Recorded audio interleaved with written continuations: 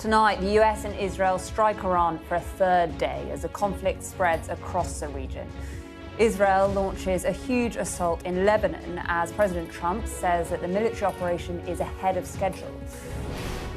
But as a fourth US service member is confirmed as dead and US jets are downed in Kuwait in an apparent friendly fire incident, we'll look at the risk of the conflict spiralling out of control. Also tonight, Keir Starmer on the defensive as an RAF base in Cyprus comes under attack, with Donald Trump expressing his disappointment in the Prime Minister for not supporting the initial attacks. President Trump has expressed his disagreement with our decision not to get involved in the initial strikes. But it is my duty to judge what is in Britain's national interest. That is what I've done, and I stand by it. The Prime Minister has been charged with a lack of leadership by the opposition, but his cautious approach wins plaudits from his backbenchers. He's meeting them tonight, and we will have the very latest. As the government says all options are open to help British nationals trying to flee the region, a repatriation flight from Abu Dhabi is scheduled to land in the next hour. And with fears of a spike in energy prices as production is disrupted by attacks, we'll have the analysis of our economics editor, Ed Conway. We'll be discussing all of that throughout the next hour with our panel of experts. It's Monday, I'm Ali Fortescue live from Westminster, and this is the Politics Hub.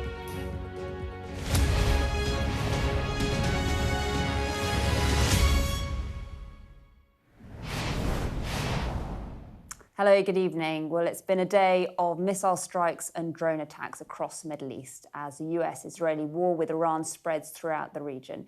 Iran has continued to target states across the Gulf, even as the US launched attacks on Tehran and Israel hit Hezbollah targets in Beirut. Donald Trump this evening suggested that the war could last 4 or 5 weeks and brushed off predictions that he'd get bored with the conflict. Tonight, an Iranian official said that those who killed Ayatollah Khamenei would not be safe even at home, as Tehran confirmed it will continue with its own strikes. Coming up on the programme, we'll look at how the Prime Minister here responded to criticism from the White House about his reluctance to get involved. But first, our Middle East correspondent, Adam Parsons, has this report on the day's key events. Iran is being pounded, attacked for a third day. The military might of the United States focused upon degrading the country that it portrays as the nexus of evil in the Middle East. On the ground, there is widespread destruction. The Iranian authorities say hundreds have been killed. But America's leaders are wholly unapologetic. They are bullish, and they show no appetite for stopping. We continue this mission with ferocious, unyielding resolve to crush the threat this terrorist regime poses to the American people, and a threat indeed it is. Right from the beginning, we projected 4 to 5 weeks, but we have capability to go far longer than that. We'll do it. Iran insists that it is the innocent party here, that the war against it is unjust and illegal. The ongoing unlawful military aggression against Iran exemplifies the dominance of raw power over the principles of human rights. Iran has responded with attacks of its own. This a strike on the Israeli town of Beersheva. Israel's air defense have coped with almost everything, but not all missiles can be stopped. The country is still shaken by the attack that killed 9 when a missile hit a bunker in Beit Shemesh. Today, the Prime Minister visited the site. When I stand here in a place that was bombarded by the terrorists in Tehran against innocent civilians, you see the difference. The tyrants of Tehran target civilians. We target the tyrants of Tehran to protect civilians. Well, that smoke trail up there is what's left of the Israeli air defense system intercepting an Iranian missile, part of a wave that is coming into Israel as we speak. But it isn't just this country that is being attacked. Iran's tactic is to try to embroil this whole region into a conflict. And the Middle East is in a febrile state. Israel has launched a huge assault on Lebanon, targeting Hezbollah, a group funded by Iran, which attacked northern Israel this morning. In Cyprus, the UK's Akrotiri airbase was hit by a drone attack. In Kuwait, 3 American fighter jets were shot down accidentally by Kuwaiti air defences. The crew all ejected safely. The conflict has touched Saudi Arabia for the first time, debris sparking a fire next to a giant oil refinery. The price of oil is already going up, and now Qatar has said it will halt production of natural gas. The country has also said it shot down 2 Iranian fighter jets, Russian-made Su-24s. Iran has launched attacks in Bahrain, in Dubai, and in Abu Dhabi. There are interceptions of missiles in the sky over Jordan. This is a conflict that is widening and which may escalate. Donald Trump says it will last at least 4 weeks, but the effects of this war may ripple for generations to come. Adam Parsons, Sky News, Jerusalem.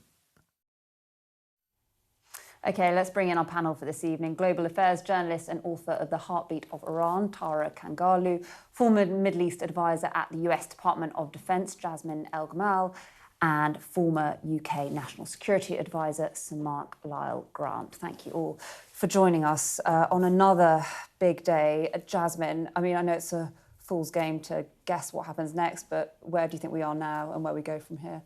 Well, I think the pathway to escalation is wide open, unfortunately. I think what we've seen over the last 3 days is the scene being set for uncontrolled escalation, because we are now getting to a point where Iran is desperately trying to maintain its survival as a regime. And you have a US president who's desperately trying to maintain his credibility ahead of midterm elections and trying to make sense of this decision that he made to go to war. What you saw him today doing was retroactively trying to justify his decision to go to war, once again, smack in the middle of negotiations with the regime. You've seen the justification go everywhere from initially saying, this is for you, the Iranian people, this is your once in a several generation opportunity, go for it. 3 days later, he's now listing 4 objectives. Not one of them mentioned the Iranian people or their freedom. It's about missiles, which supposedly somehow one day can make it all the way to the US. No intelligence backs that up. It's about the nuclear program. There were talks in progress when he decided to strike. The Omani foreign minister said the Iranians were making progress. It's about proxies, and it's about naval ships. Naval ships have never been mentioned before. He just added that on today. So I think what you're seeing is, you know, I heard the prime minister today say that Iran was acting recklessly. It is, but we also need to talk about how reckless the US president has been in going into this war and dragging the entire region along with him. And you talk about what's going on inside Iran. Tara, I mean, there's still a risk to people, isn't there, if they do protest?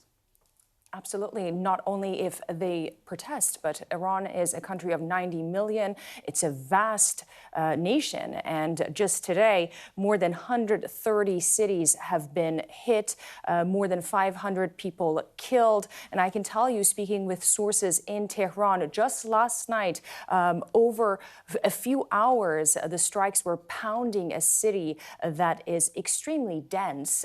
We look at Beirut. Beirut is an extremely dense city. And the way I describe Tehran is make Beirut 100 times bigger, but as dense. And you have 10 million people living just in the capital and 16 million in the surrounding areas. Where would these people go? And that is just Tehran. But across the nation, cities are being hit.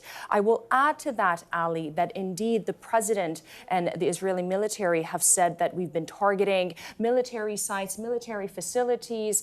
The president said, I believe yesterday, in the sort of rounds that he was making with reporters, that most Most of the command and control centers have been eliminated. We have been hitting Basij forces, IRGC setups, mosques, and so on and so forth, and government buildings. That is absolutely true. But in between all of that, you have shops, you have civilian homes, you have schools, hospitals, and we are seeing images emerging from Tehran and other cities of civilian infrastructures being hit. And I think my biggest question, picking up on what Jasmine was saying, is when the President of the United States goes into a war with, again, a nation of 90 million, knowing the rogue behavior of the regime, what is the end game? What is the day after going to look like, especially for a nation so desperate for change? We have to remember, earlier in January, millions of Iranians came on the street, and the President of the United States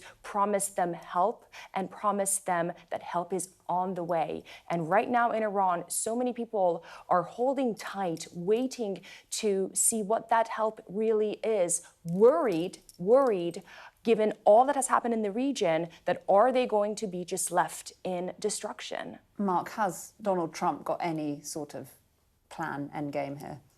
Well, I think there's been a lot of confusion about the objectives, as Yasmin was saying. He started off by saying urging the Iranian people to come out on the streets. America will be with you, whatever that means. But he has now narrowed down his objectives because he recognizes, and I think will be a little bit surprised by how the regime has reacted, not just in terms of their retaliatory strikes against many Gulf countries, but the fact that there appears to be some sort of ordered process of succession in place, with the triumvirate set up, the assembly of experts about to meet to elect a new supreme leader. It doesn't look to me from the outside as though the regime is about to collapse. And I think that's why he's quietly dropped his original objective, which was to actually change the regime. Where it will go now, I think, is very difficult to predict. We've already got a Middle East-wide regional conflagration. I don't myself think it'll get geographically wider because Russia and China are not wanting to get involved. China in particular will want to close this down as quickly as possible. I think the one country that has an interest in it continuing is Israel. I think for Israel, this conflict is a win-win situation. I don't think that's true for any other country. It's not a win-win for America, it's a win-lose. President Trump could lose badly from this. For the Gulf states, it's a disaster already and could get worse for a whole range of obvious economic reasons. I think for Iranian people, as Tara was saying, it's a disaster as well, because whatever comes next, it's not going to be good for the ordinary people of Iran. So almost everyone is losing. The only country that I can see that is happy with what's going on and will look to see it extended is Israel. Really interesting. Well, there's so much to talk about. We'll come back to you very shortly. But here, Keir Starmer has said he stands by his decision not to involve the UK in attacks on Iran. He told the Commons earlier that Britain is not joining offensive action now and that the use of British bases is limited to agreed defensive purposes. And that, of course, comes after Donald Trump said that he is very disappointed in the Prime Minister for blocking him from using the Diego Garcia base in the Chagos Islands to carry out military action. President Trump has expressed his disagreement with our decision not to get involved in the initial strikes. But it is my duty to judge what is in Britain's national interest. That is what I've done, and I stand by it. This government does not believe in regime change from the skies, and I thank him for his question. The lessons of history have taught us that it is important when we make decisions like this that we establish there is a lawful basis for what the United Kingdom is doing. That is one of the lessons from Iraq. Well, our Defence and Security Editor Deborah Haynes has this report. Fighter jets at a British base in Cyprus scramble as a siren sounds the alarm.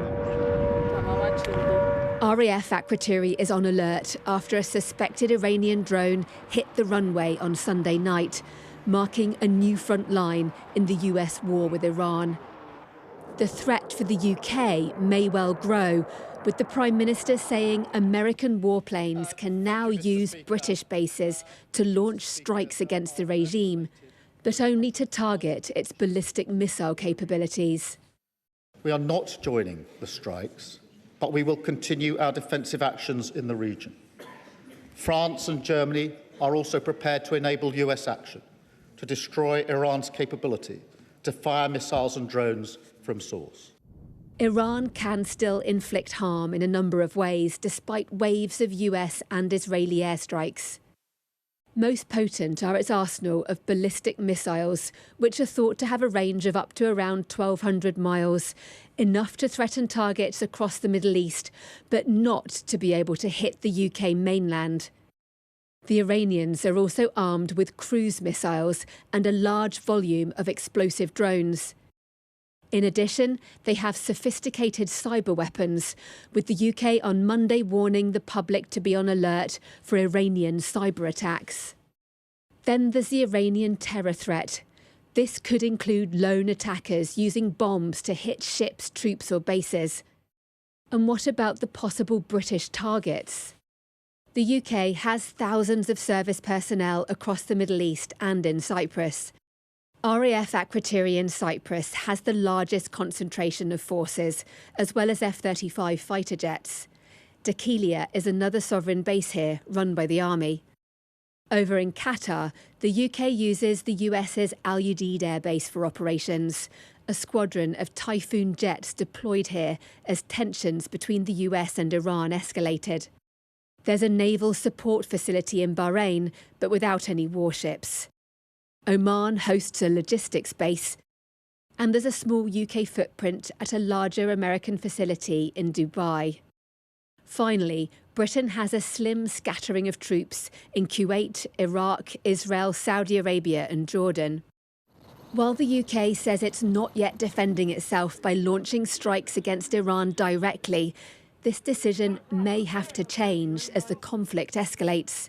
And that raises questions about what the military could do after decades of defence cuts. Warplanes could bomb missile launchers, but there doesn't appear to be a submarine armed with bigger weapons in the region. As for air defences, the only piece of British kit that can shoot down incoming ballistic missiles is the Type 45 destroyer. 3 out of 6 of these warships are said to be operational, but none are thought to be deployed in the area. Instead, the US is providing the most effective shield. But if that wavers, the UK has very little in reserve. Deborah Haynes, Sky News. Well, there's been widespread reaction from opposition parties throughout the day to the government's response to those strikes. Here are what the leaders have had to say. Unbelievably, in his statement today, the Prime Minister still cannot say whether he backs the strikes or not. Today, the President of the United States has taken the extraordinary step of rebuking the Prime Minister publicly, saying he took far too long to grant access. We are told that this dither and delay is because of concerns over international law, but I am afraid that explanation simply does not hold. Does the Prime Minister understand that when he fails to stand up to Trump, especially when he breaks international law, it makes our country less safe? And how will the Prime Minister be sure that defensive operations from UK bases will not become offensive? And in rightly protecting our allies in the region, can we be assured by the Prime Minister that he won't follow Trump's lead down a slippery slope into a protracted conflict? It's really important that there's a vote in the House of Commons, and also we immediately withdraw permission for the US to use UK bases. We need to think about our own national security, keeping people in this country safe, and Keir Starmer being totally subservient to Donald Trump doesn't do that. I do believe the American president and the Israelis are right in what they're doing, and I find the actions of our Prime Minister, or the inactions, perhaps I should say, of our Prime Minister, frankly pathetic. Well, Keir Starmer has been addressing the Parliamentary Labour Party this evening on the situation in the region, and our chief political correspondent, John Craig, has been outside the room trying to get a sense of what the mood is. John, tell us what you've heard. Well, the mood seems to be rather better than the last time the Prime Minister attended the Parliamentary Labour Party meeting. That was about 3 weeks ago. Remember, that was the day when Anas Sarwar, the leader of the Labour Party in Scotland, called for him to quit. I remember that night he arrived with a face like thunder and didn't say a word to journalists in the corridor. Well, tonight, as he arrived, he greeted me with a smile and said, "Nice to see you." And I have to say that when he went in there, there was lots of applause and wild cheering at one point. We later learned, in fact, that was when he said nice things about a Labour MP and junior minister, Ashley Walton, who's had to step down from her ministerial job because she's got cancer. But he did get a very good reception. It's still going on, actually. He's taking lots of questions. I'm told they've moved on to talk about the Gorton and Denton by-election now. He's taking questions on that. Some criticism from MPs I've just been speaking to have left the room about the fact that Labour concentrated so much on Reform UK, ignored the threat from the Greens. But in terms of his defence of his position on Iran, well, he's got a pretty sympathetic audience in the Parliamentary Labour Party. These meetings are rarely attended by what you might call the usual suspects, the critics. In the chamber, meanwhile, there were calls from some Labour backbenchers for a vote on the military involvement. His answer was, well, if we were involved in offensive action, yes, but not for defensive action. That didn't please some MPs. The word Iraq was mentioned countless times by MPs warning of the lessons of Iraq. Now, in his statement, as in his statement on TV last night, he said we've learned the lessons of Iraq. We haven't forgotten about Iraq, but we've learned the lessons. But there were some MPs said that there was a danger that this could escalate into the problems of Iraq, and Syria was mentioned, and Libya was mentioned as well. So he faced questions from MPs for about 2 hours, just under 2 hours. There was a call, for example, from Sir Jeremy Hunt, the former Foreign Secretary and Chancellor for the Tories, calling for more defence spending. The Prime Minister was pretty sympathetic to that. All three of the Labour rebels who are still in the House who voted against Iraq in 2003, that's Diane Abbott, Jeremy Corbyn and John McDonnell, all spoke and obviously warned about the risk of a repeat of that. On that occasion, the Prime Minister of the day, Tony Blair, called Ian Duncan Smith, who was then the Tory leader, into Downing Street to brief him, persuade him to get the Tories to vote for it. And they nearly all did, apart from Edward Lee, who spoke today and reminded MPs he voted against. He's now the father of the House. But there were 139 Labour rebels back in 2003. There'll be nothing like that this time. If it comes to a vote, there'll be some rebels, but nothing like that number. So the Prime Minister's got the numbers. He's got the majority of his own MPs on his side, although there's still some unease about a possibility of getting into a sort of conflict like Iraq. But there's quite a lot of criticism from the Tory side, as we've heard from Kemi Badenoch. That phrase about not planning a regime change from the air, that was in response to Sir Edward Lee. He, as I say, is still speaking. He's been in the Parliamentary Labour Party now since 6:30. It's nearly 7:25. Normally the MPs come through here on their way out, but they haven't yet, so it's obviously still going on. John, thanks so much for that update, and I'm sure you'll be there with any developments for us. Let's bring our panel back in, shall we? Tara, Jasmine and Mark. Jasmine, how do you think Keir Starmer has dealt with all this? He seems to be being criticised by Donald Trump for not doing enough. Then the Green leader there saying he's been totally subservient to Donald Trump. Has he come out somewhere in the middle, and is that a good thing? Yeah, I mean, I'll defer to Sir Mark about the internal British politics, but I will say that this is what Sir Keir Starmer is going through is what every European leader, every world leader goes through when they have to deal with one of Donald Trump's decisions. They have to weigh their interests. They have to weigh what they need from Donald Trump and the U.S., their own domestic considerations, and what is happening that is outside of their control. It is not an easy balancing act. Europe has been trying to do this for years now. The Gulf countries know how to deal with Donald Trump. They also have a lot more to offer him than Europe has to offer him. So they've had an easier time dealing with the U.S. president than Europe has. But I think, again, defer to you, but I think he's doing what he can. He's trying to balance out all these different interests, including his own country's interests. Mark. Yeah, I think this latest decision by Keir Starmer to allow the Americans to use Diego Garcia, RAF Fairford and other bases in the UK for American bombers to go and do their work in Iran is actually a relatively simple decision for him. because of the Iranian reaction, because of the retaliation, the sort of fairly indiscriminate strikes on Gulf allies of the United Kingdom. And those Gulf countries have come to the UK and said, you know, you should help us. So there's a legal case for it under collective defence, but also I think there's a strong political case to go ahead, and it's limited for defensive operations, i.e. attacking, not trying to do regime change, but attacking missile bases at heart. I think the more difficult decision that he took was to refuse the Americans their ability to do that right at the beginning of this for obvious legal reasons. And also I think the government was concerned that the objectives of the exercise, as we discussed before, wasn't very clear. But that has been criticised by Donald Trump, and Donald Trump unjustifiably then linked it to his support for the Chagos deal. And of course, it's got absolutely nothing to do with the Chagos Kemi Badenoch said international deal. law isn't fit for purpose. Well, exactly. So I think that was a more difficult decision for him to take, to stand up and say to Donald Trump, sorry, we don't agree with this. It's unclear what your objectives are. It's against international law. I think this latest decision is much easier and seems to have gone down reasonably well in Parliament. What's your take on that, Tara? I just can't help but to think how much Europe and UK have on their plate with everything going on between Russia and Ukraine, you know, the peace talks and the summits that were going on, and also Greenland. And mind you, the Gulf countries who are big players and have a huge stake in all of this, we have to look at Saudi Arabia and the UAE very carefully. The two of them have been having some frosty relations lately. Somehow they have come together.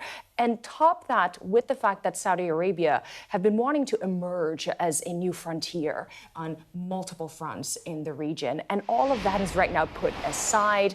The UAE boasting as one of the safest countries in the region. It can no longer say that. And so there's a lot at stake. And a source of mine today in the Saudi Foreign Ministry told me that there is a huge risk right now that there will be a GCC coalition of some sort to retaliate back against Iran, minus Oman, by the way. And that would take this conflict to a whole nother level. So the way I look at it, there's a whole lot on everyone's plate in Europe and the UK, and also the Gulf has a lot at stake.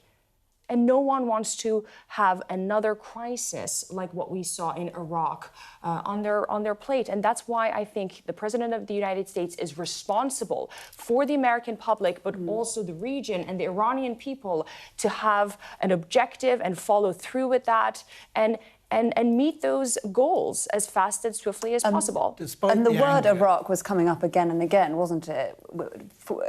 Is the Labour Party and the government haunted by Iraq? Have they learned the lesson? Well, absolutely, they're haunted by Iraq. And in everything Keir Starmer said, he was trying to say, this is not Iraq. We've learned the lessons from Iraq. This is completely different. And indeed, it is completely different. We're not talking about boots on the ground, etc. So I think it is a very different situation from that. But to Tara's point about the Gulf countries, they are certainly big losers, but I don't think they will want to, even if they had the capability, really join in offensive operations along the way. They desperately want this to stop. You know, airports are closed across the region. The Straits of Hormuz are more or less closed. You know, tourists are fleeing the region. All the travel advices don't go there. This is a disaster for those countries that have really succeeded in diversifying, making themselves attractive for inward investment, tourism, etc. So they will want to just put this down as quickly as possible. And on the point about boots on the ground, to you again, Mark, does that make it very difficult for there to be regime change if there aren't boots on the ground? Absolutely. I mean, we were discussing offline whether there's ever been a case where there's been regime change from the air, and I certainly can't think of one. So, no, I don't think it was ever a realistic objective by Donald Trump. And I can't help but to think of Kosovo. A lot of people are bringing that up, right? And, you know, there was more than 70 days of bombardment, and then what came the day after. And I think we have to think about that. If that is Donald Trump's objective, to essentially destroy Iran and pound the country and leave a failed state to some extent, then what comes next? Is that an international coalition? Is that an opposition figure that's going to come from the outside, or someone from the inside, or some form of peacekeeping that's going to go in? And I think that's a question on a lot of people's mind, again, in Iran, as to what does this mean for us, because they're being affected, of course, by the ongoing strikes, but also what they believe would be an even worse repression by the regime if it stays. If the regime of Iran stays at its weakest point the day after, people are very well aware that it's going to be even more brutal than what it was before. Could it stay, Jasmine? I think, I think to me, as I was trying to figure out a way to summarize this, to really focus on how do we think about this, because there are so many unknowns and there is so much uncertainty, I think it's a case of competing timelines at this point. Will Iran be able to impose a cost, an ongoing cost that is so high on the US, on Israel, on the Gulf countries, who all have considerations, in the back of their mind? The only consideration Iran has is survival. It has more leeway in certain ways. Trump can't keep this up for much longer. Congress is breathing down his neck. He just described in his press conference today this operation as a large-scale military combat operation. You don't do that without congressional approval and congressional permission. And he just said it out loud, right? He really wasn't supposed to describe it like that, but it is. That's what it is. The Gulf countries are key here because they have to decide, and I was talking to a couple of people today from different countries in the Gulf, asking them, do you think you're really going to get involved? And they said, we don't want to, and I don't know if we will, but we have to keep our options open. And if there is no other choice, then we may have to do it. So I think that's an open question too. So I think you're seeing, and plus global shipping lanes, oil and gas infrastructure, there are all of these factors in play right now. And the key question to me is, who's going to blink first? And I think Iran is counting on putting just enough pressure on these countries that they try to take an off-ramp and go to another kind of solution. And who's paying the highest price in all of this? We'll come back to you very shortly, but let's talk about the around 300,000 British citizens who are in the Middle East as airstrikes obviously throw travel in the region into chaos. The Prime Minister said the government is looking at all options to ensure that those stranded people can return home as swiftly and safely as possible, as he put it. We've been hearing from some of those looking to leave. On the first night when we had to go and shelter in the basement of the hotel, I think that was quite alarming. And we all woke up this morning to a very, very loud bang. We sort of jumped out of bed. So there have been moments when it's, the anxiety's been quite high. There have been moments where it was really scary and we had sort of an evacuation down into the basement and a lot of people very upset.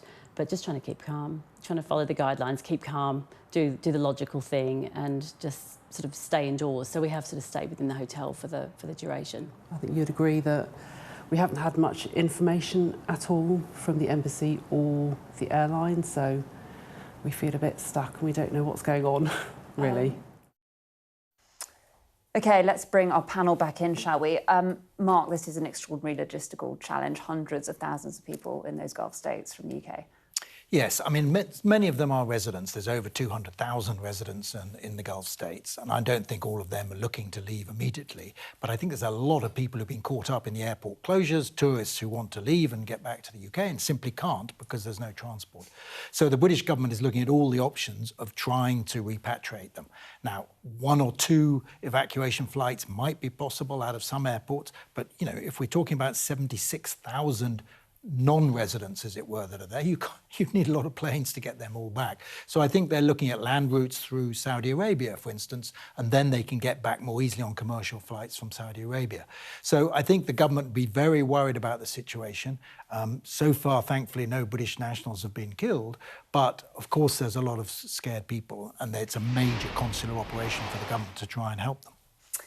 Tara, it's just another reminder, isn't it, about this conflict impacting people, nationals from all around the world. Absolutely. And I would say there are British citizens and American citizens around the region, also including in Iran. You have dual national citizens in the country. When the nation, is facing a crisis, as is, dual nationals tend to reach out to their embassies. And so many of these embassies have been closed. So certainly it's a crisis. And we were talking about it. The people, ordinary civilians, are the ones who are paying the price.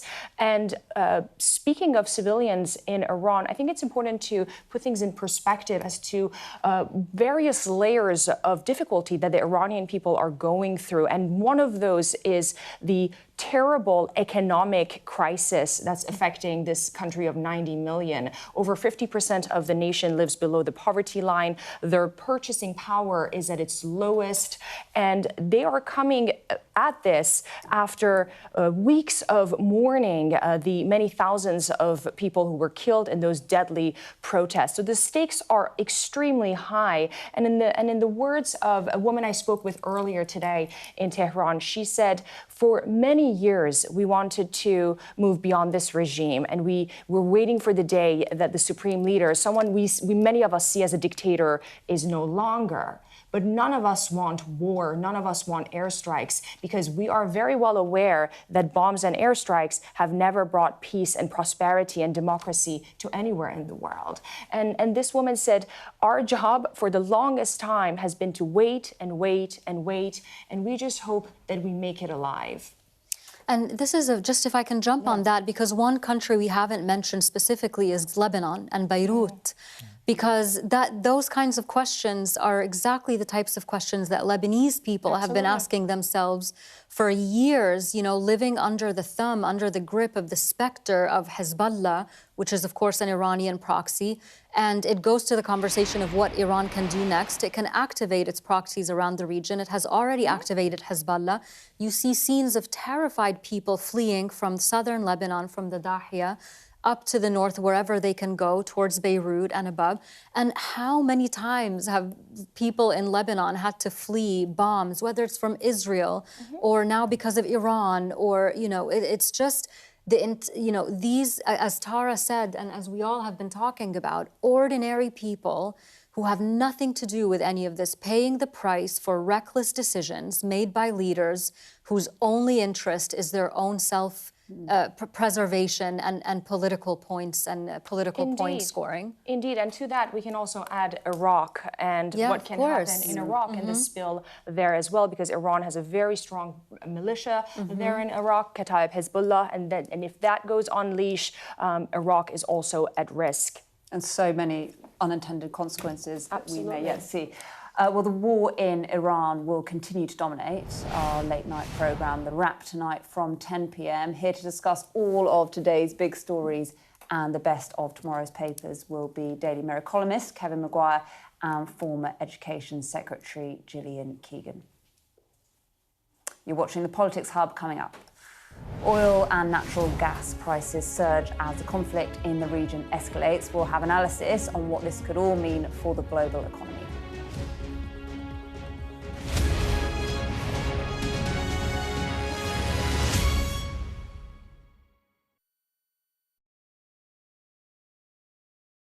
Okay, there's a lot of firing going on. Can you explain to me why? We're journalists, sir.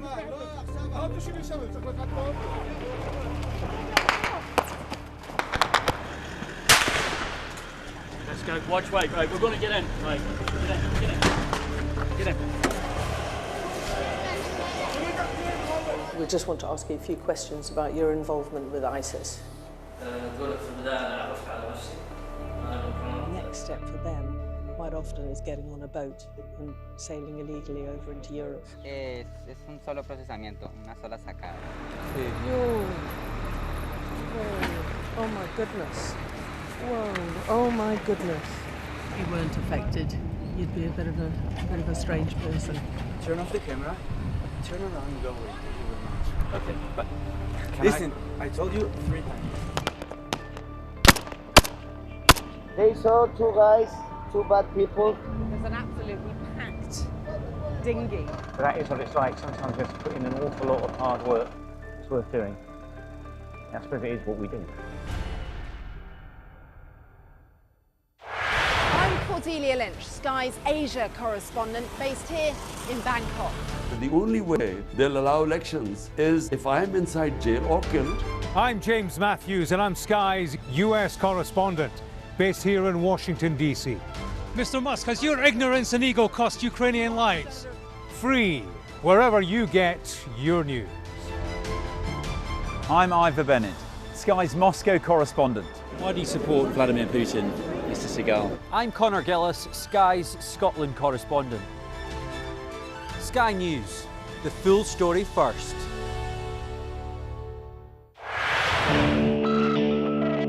I'll tell you on another day on the podcast what that was all about. Welcome to the world. Come along for the journey, it'll be fun. Russia knows our weaknesses, but do you? This is the war game. There were a number of armed security. We want to discover, to find out what's really going on. Everything you need to know about British politics in about 20 minutes. I actually don't like political drama. So, where next? Available wherever you get your podcasts.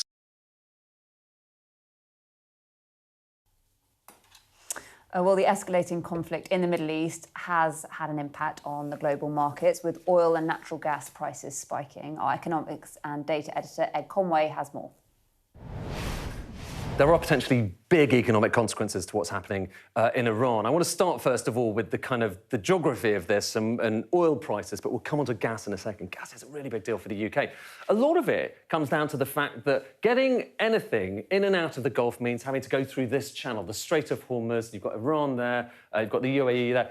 It is basically quite treacherous, and there's a lot of ships that are very nervous about going through there. And as a result of that, you're starting to see impacts on things like oil prices. So look, this is the oil price, up by 9%. So, you know, a big rise, but not perhaps as big as some people had expected. But if that is closed, so that Strait of Hormuz is closed, you know, to 50% of traffic, that pushes the oil price potentially even higher. This is a projection. If it's closed completely, then you see that line going even higher. So there's that traffic issue, and it's not just oil, it's things like fertilizers as well. But there's also something else, because at the heart of this area here is something that's known as the North Field. That is the single biggest gas field, so natural gas, anywhere in the world. And although this is thousands of miles away from the UK, we're likely to become quite dependent on it. At least those are the current plans. This is showing you UK gas consumption 2024, this year that we're kind of due to be in at the moment, and then out into the future. And if you break down where that gas is supposed to be coming from, well, some of it comes from the North Sea, but you can see the dark blue bits, they get smaller and smaller because we've got less gas coming out of the North Sea. But look at the red. That's Qatari gas. And right now, so in 2024, it was only 2% of our supply came from Qatar. But just this year, it's expected to provide 10 billion cubic metres. And by 2035, you're talking about 20% of UK gas coming from Qatar, from that North Field, even more than comes from the North Sea itself. And that is why, when you look at UK gas prices, look at this. Just today, up by 50%, because people are looking at that and getting quite concerned. And this is only the highest since February 2025, and it's nowhere near as high as it got around the time of the Ukraine invasion. But just that increase alone, in percentage terms, it's the single biggest one-day increase that we've seen in UK gas prices going all the way back to 2022. In other words, when you look at what's happening in Iran, this could have serious consequences for the UK economy. OK, let's bring our panel back in, shall we? Global affairs journalist and author of The Heartbeat of Iran, Tara Kangalu, former Middle East advisor at the US Department of Defense, now the chief executive of Averos Strategies, Jasmine El-Gamal, and the former UK National Security Advisor, Sir Mark Lyle-Grant. Mark, it's going to take a while, isn't it, to see the impact on the global economy? Yes, I mean, it all depends how long this conflict lasts. If it's relatively short-lived, even if it lasts the 4 or 5 weeks that Donald Trump has recently been talking about, I think it's manageable. There'll be spikes in oil and gas prices, but there won't be long-term damage. But if this escalates further, if it goes on for several months, then I think we will see some very serious economic damage, including to the United Kingdom, because as Ed Conway was saying, we depend increasingly on Qatari liquefied natural gas in particular. So it is a concern, and it will play into the British government's other agenda about net zero and closing down North Sea gas and oil fields, etc. So it has political as well as economic ramifications if the conflict goes on for a sustained period of time. Yeah. As Mark said. That's right. No, I completely agree. Duration is everything. We're looking at really all the factors that could contribute to a longer conflict, but not just the conflict itself, but also how it ends and what it leaves behind. We're also looking at that because, as Tara was saying earlier, if this ends with a failed state in Iran that still has access to very dangerous weapons, except that now they're in the hands of multiple groups or factions vying for power. Then you have the proxies that are not completely destroyed yet, still have access to weapons that can block global shipping, that can intimidate ships going to the Strait of Hormuz. The Houthis still have capabilities, right? So really all it takes is that threat of instability, and it could go on well after Donald Trump says, I'm done, I'm going back home, I don't care what I leave behind as long as it doesn't hurt the US, but it could hurt the rest of the world, depending on how we leave it. So we're also looking at those factors as well. That's a knock-on impact, isn't it, Tara? Indeed, and I think in short term, just in the past 48 hours, we have seen some impacts. Aramco shut down as precautionary measure, and this is an institution that creates 500,000 barrels of oil per day. So imagine its impact on Saudi Arabia. And of course, the Strait of Hormuz, I've actually reported from there, is Iran's wild card. It's always its last resort. We're going to close the Strait of Hormuz. But if that happens, it's going to be an economic suicide for Iran. Nevertheless, it's also going to escalate things militarily. And I also want to bring in China into the conversation, because 70% of Iran's oil, despite the sanctions, by the way, goes to China through that route.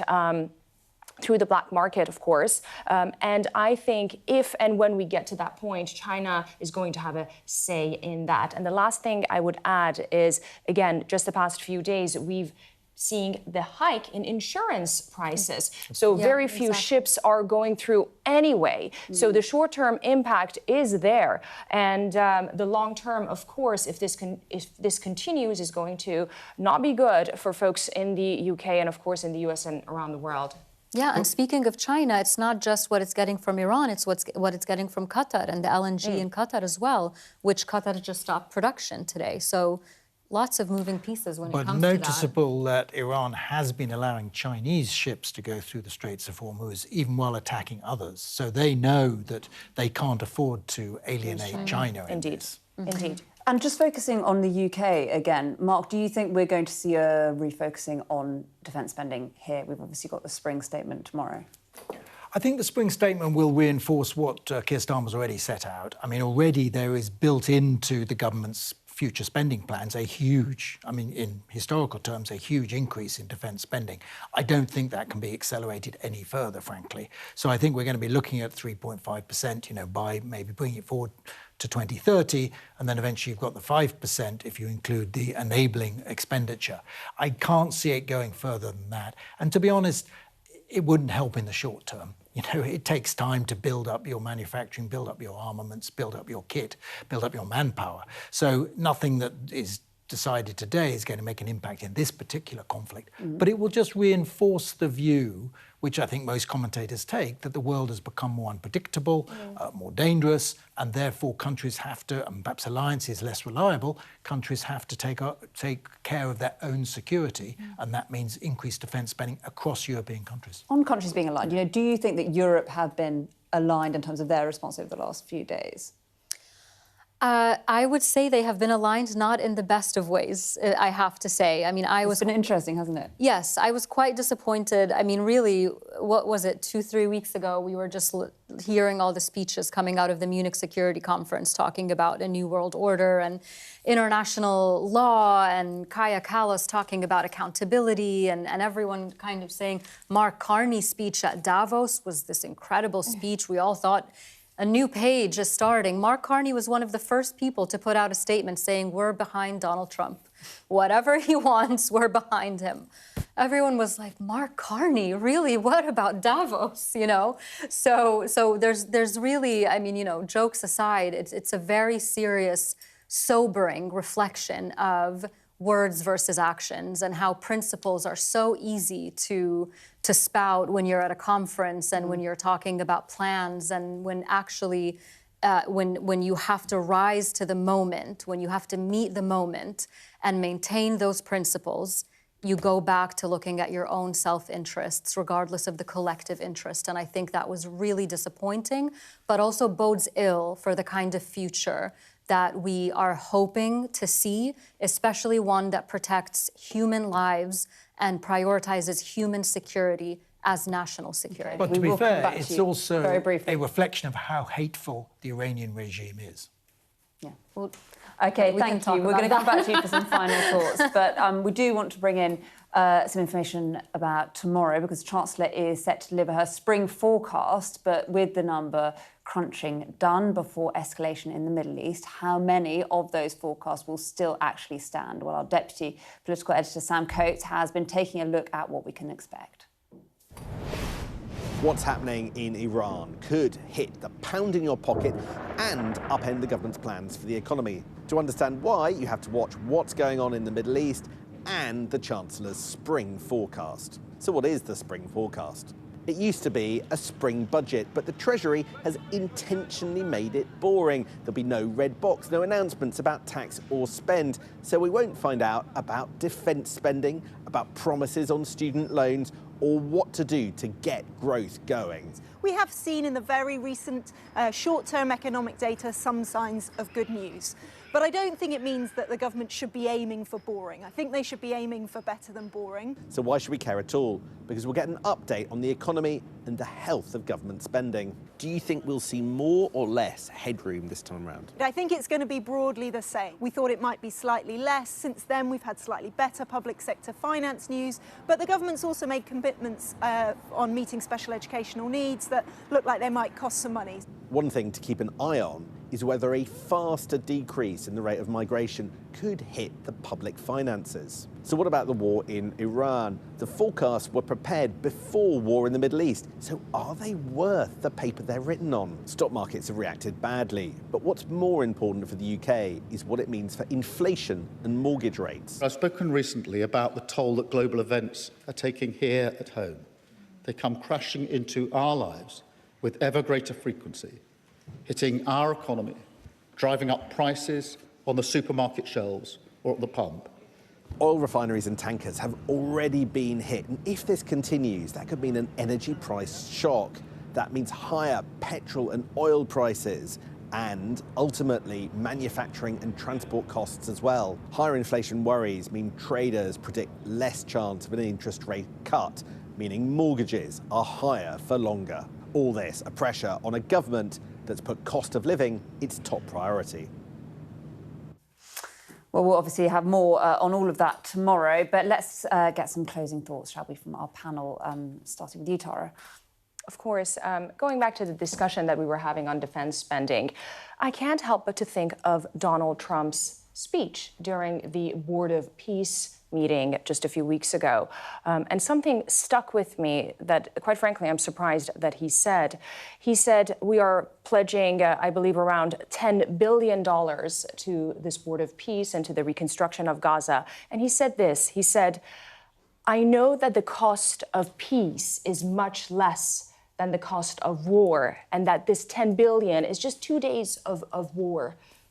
So the cost of peace is much less than the cost of war, and I think that's important for us to remember, and I think that's something that certain countries around the world have in mind as we move forward and we see escalations in the region. Mark? I think it's very difficult to predict how this conflict will develop. But I think the control of how long it goes on lies largely with President Trump. Israel has no interest in stopping this conflict. It may stop if Iran runs out of military capability. I mean, they're recklessly discriminate indiscriminately throwing out, obviously, drones and missiles around the region, at some point they may run out, and that will bring an end to the conflict, possibly. But otherwise, it's going to take some decision by Donald Trump, and probably, in my view, the trigger could be pressure from the Gulf states. They are the ones who are perhaps suffering sort of economically and politically the most, apart from the Iranian people, obviously. And if they put pressure on Donald Trump, with all the American bases in the area, the long relationship they have with America, that could encourage President Trump to bring this to an end sooner rather than later. And domestic pressure on Donald Trump And too. of course there could be some domestic pressure from Congress, although it has been pretty supine so far. Jasmine. Okay, closing thoughts, final thoughts. I'll say, just based on my career and my experience, when I was 20 years old, I served as a translator in Iraq in the first few weeks of the invasion. That's a very long story, but that's just the bottom line. 5 years later, I was at the Pentagon working on counter-ISIS, on all of the ramifications that came out of that invasion. ISIS went into Syria. Syria was ruined, destroyed, refugees all over Europe. Europe was changed. My point in all of this is that we are all connected, right? Nothing that happens in one country stays in that country, especially today, more so than ever. And so when it comes to Europe, what I tell European policymakers that I speak to, or American policymakers, you may think that you just need to focus on what's happening in your backyard right now in Europe, Ukraine, Russia, I get it. But the world is connected, and we need to act like it's connected. We can't afford to put things aside and focus on just one thing.